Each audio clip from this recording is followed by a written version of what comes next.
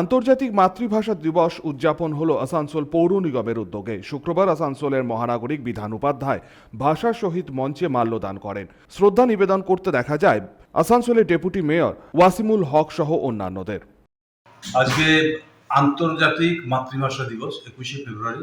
এটা প্রতি বছর পালিত হয় আসানসোল কর্পোরেশনের পক্ষ থেকে সহ সারা পশ্চিমবঙ্গ সহ বাংলাদেশ সহ যেখানে বাংলা ভাষীরা আছে তারা সবাই 21শে ফেব্রুয়ারি দিনটি পালন করে মাতৃভাষা দিবস হিসেবে।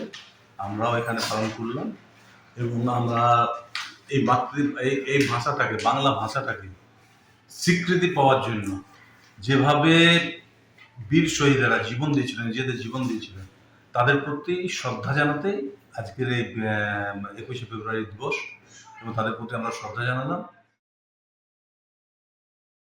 সঞ্জয় যাদব, 99 নিউজ বাংলা, আসানসোল।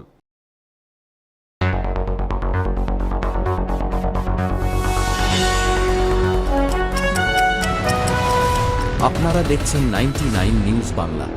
বদলাবো আমরা।